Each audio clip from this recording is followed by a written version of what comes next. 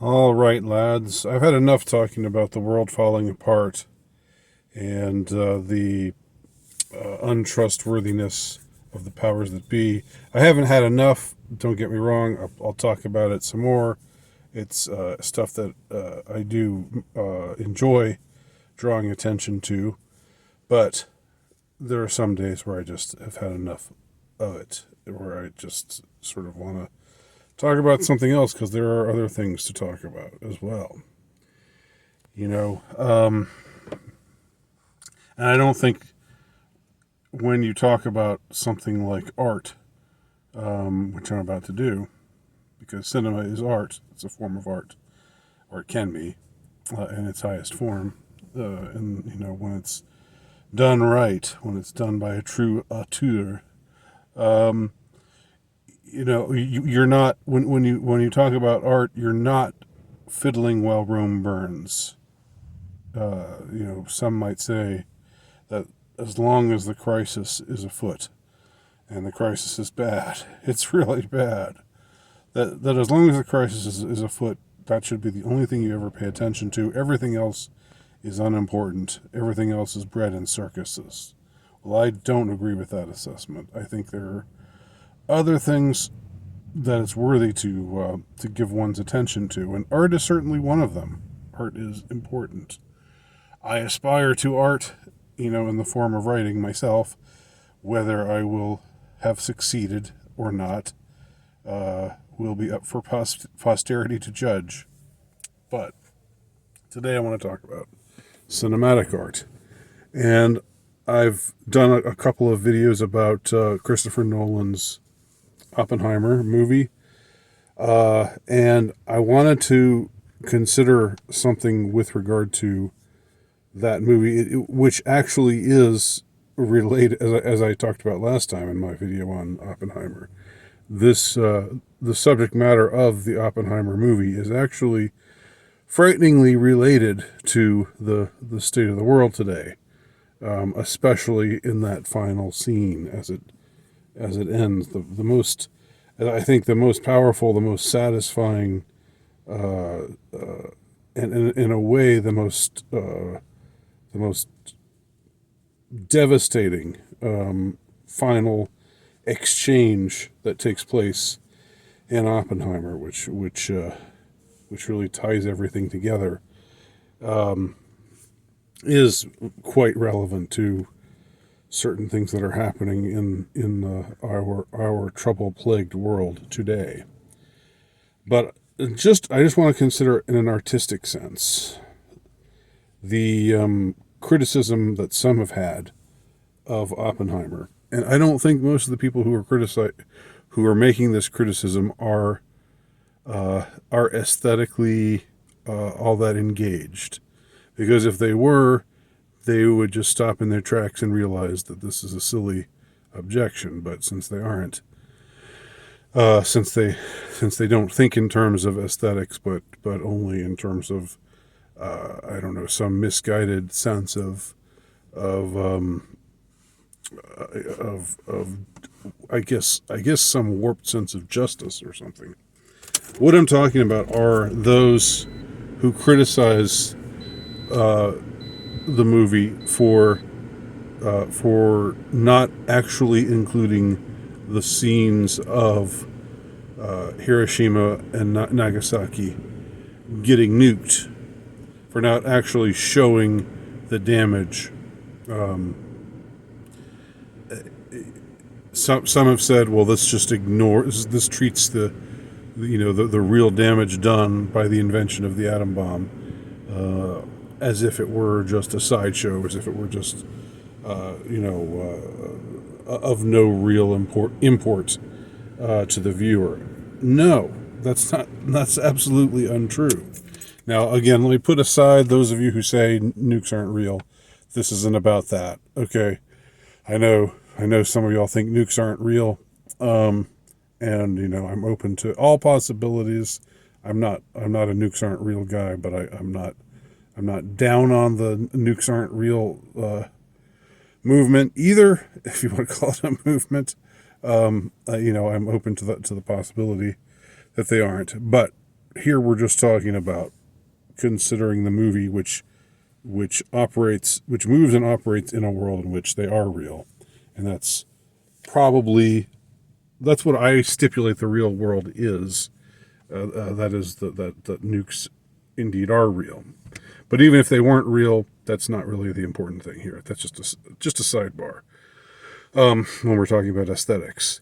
So they say this shows a disrespect to the Japanese who lost their lives, or whose lives were devastated, who suffered in all kinds of ways when the first two atom bombs were detonated in Hiroshima and Nagasaki. Fat Man and Little Boy, as they were titled. Well, this is a silly objection because, first of all, it ignores the way the entire movie is filmed, and that is, having seen the movie 3 times now, you understand, if you watch it, that the majority of the movie is seen from the perspective of Dr. J. Robert Oppenheimer. He's the one.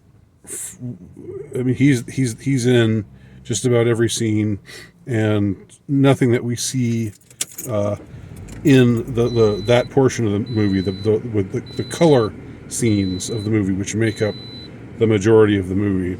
Nothing that we see in the color scenes isn't from Oppenheimer's own perspective. Given that Oppenheimer was not present, did not see with his own eyes what happened to Hiroshima and Nagasaki when the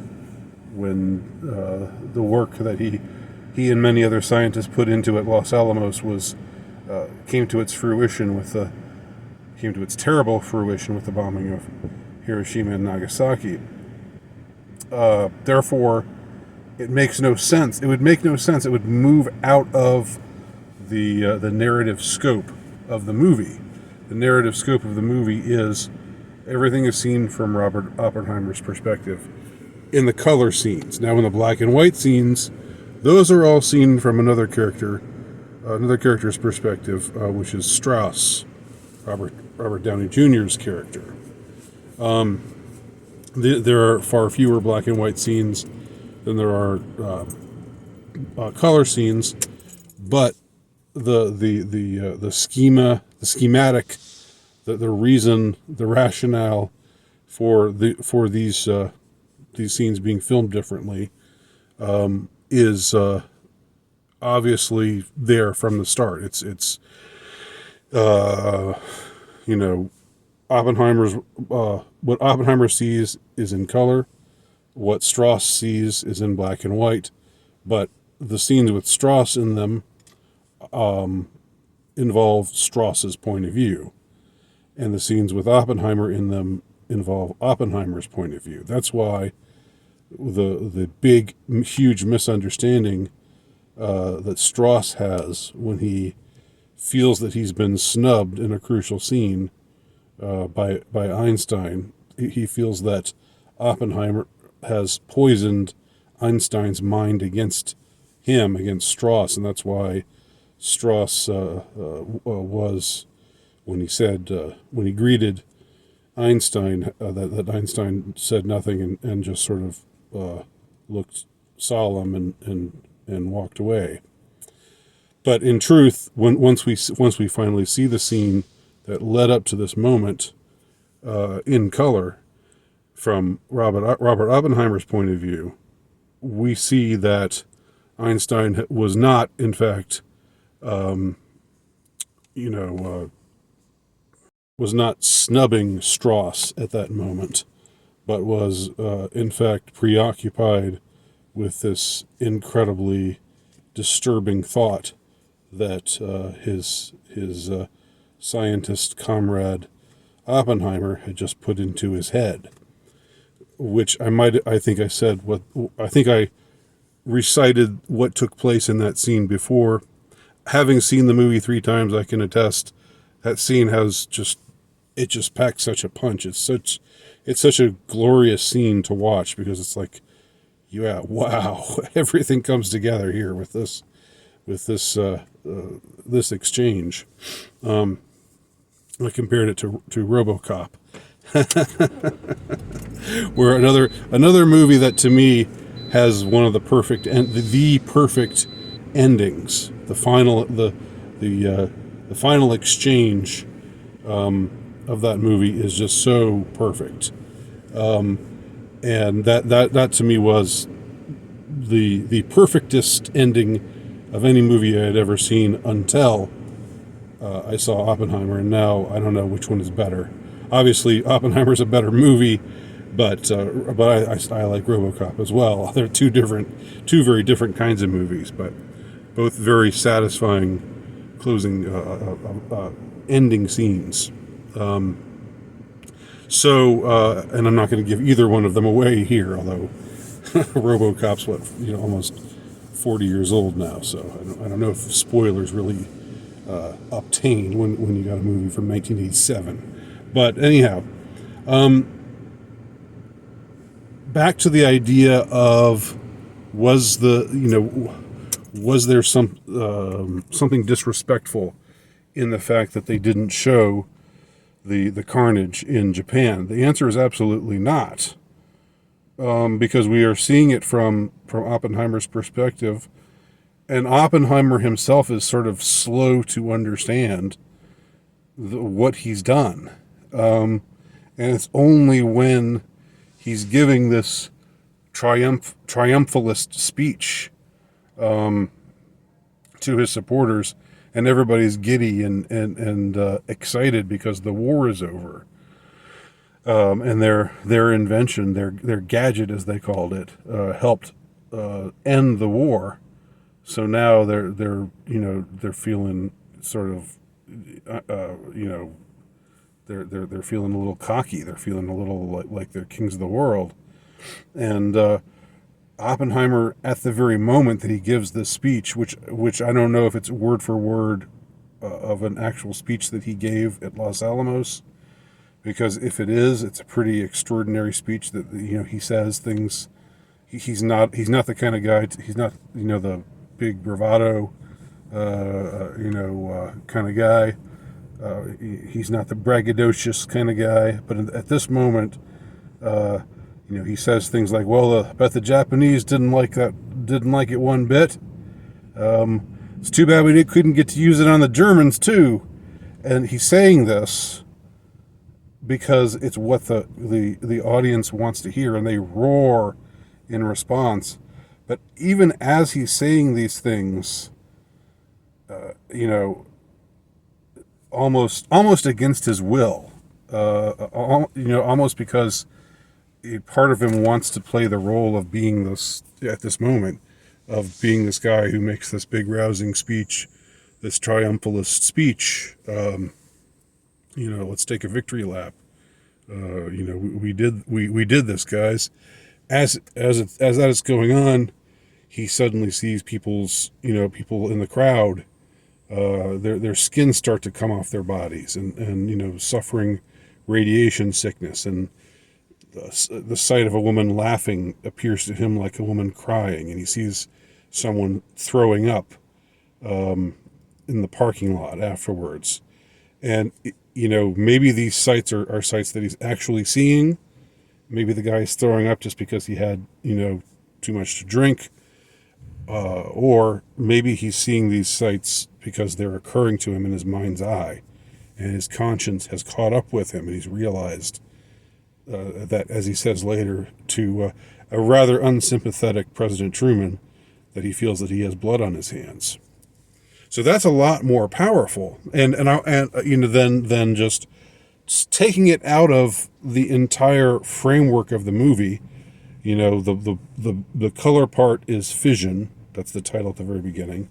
The black and white part is fusion, and that even works. That corresponds because with a theme in the color scenes and the black and white scenes.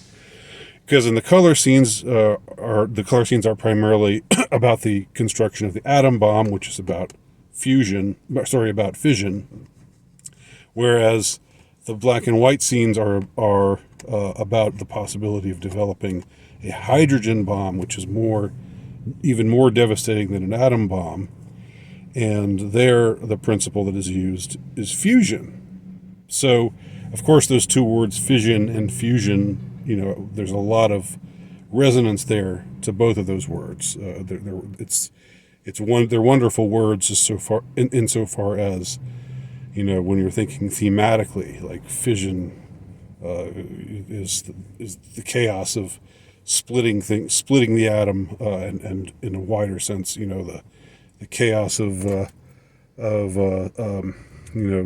this creation that splits the world in a way, and fusion is has different resonances to it. Anyway, I'm just gonna say one more thing, and that is I'd like to compare the ending of or the choice that Christopher Nolan makes in Oppenheimer, the choice not to show Hiroshima and Nagasaki.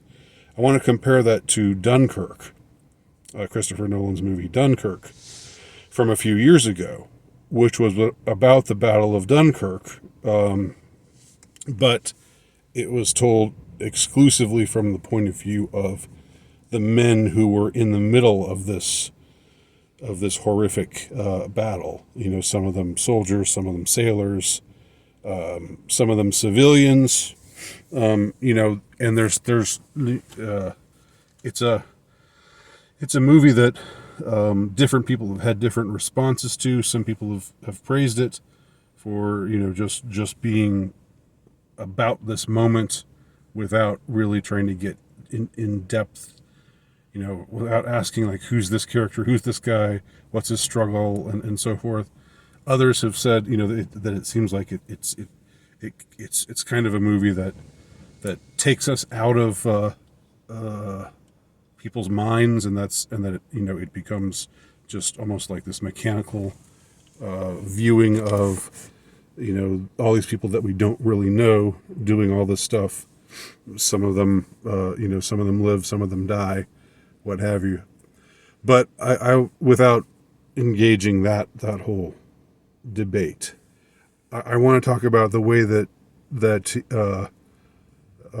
Christopher Nolan chooses to end Dunkirk, also a historical movie, of course, or a movie based on a historical, an actual historical event. This battle at the very beginning of World War II. The way that he chose to end that story was, and I remember this so well because I was applauding. It was like, wow, I might be the only person in the movie theater who feels this way, but I was thinking, this is great. This is amazing. This is incredible that he ended it in this way. What am I talking about? Let me tell you. At the very end of Dunkirk, and this isn't a spoiler or anything, there's not really any spoilers per se. At the very end of Dunkirk, you have two men who have survived the horror of the Battle of Dunkirk and are back in Mother England.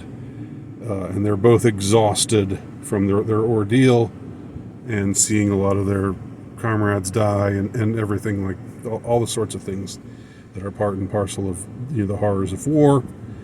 And they're sitting there on a train, one sitting across from the other, on each on his bench.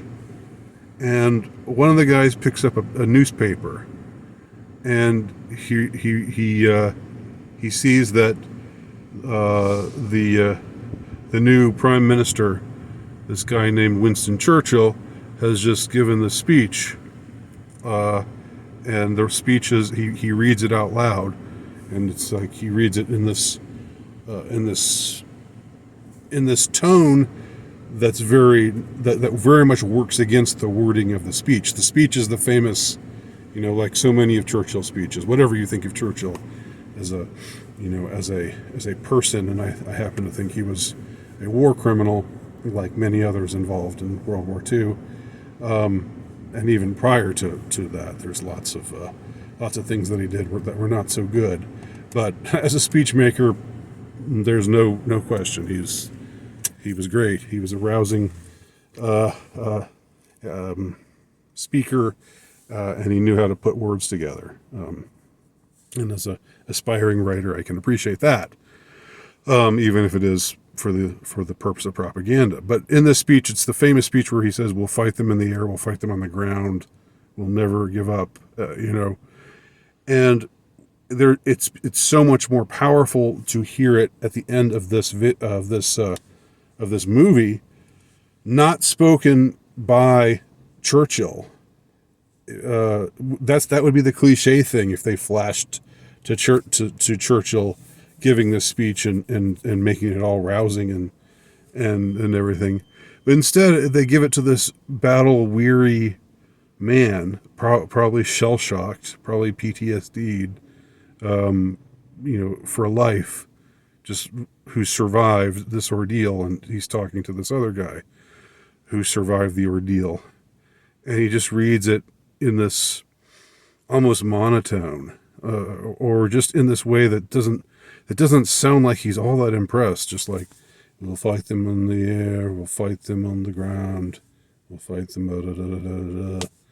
And it's like he takes all of the bravado out of the speech. He takes all of the everything that people enjoy about the speech because it's such a rousing speech, and we hear it, from the sort of cynical perspective of this guy who knows what the horrors of war are really like, and he's saying, I mean, he makes no commentary on it, but you can tell from the tone of his voice that he's maybe not all that impressed. And this is I thought this was fantastic. It was like I hate to use the term subversion of expectations, because that phrase has been very much abused in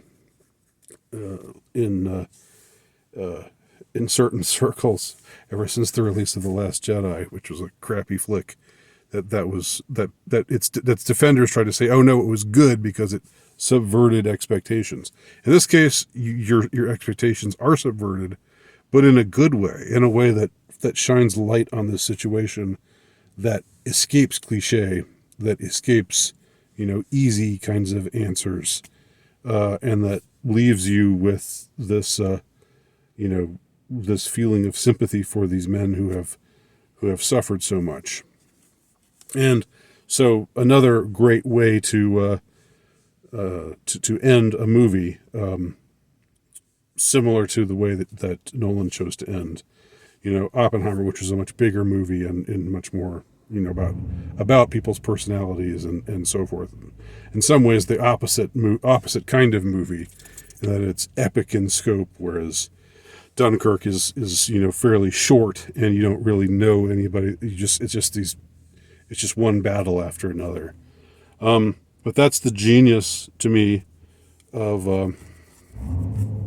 the director, of Christopher Nolan. So those are my thoughts on the subject. Leave me your comments below if you have something to say. I will be happy to read whatever you got. Thanks for watching.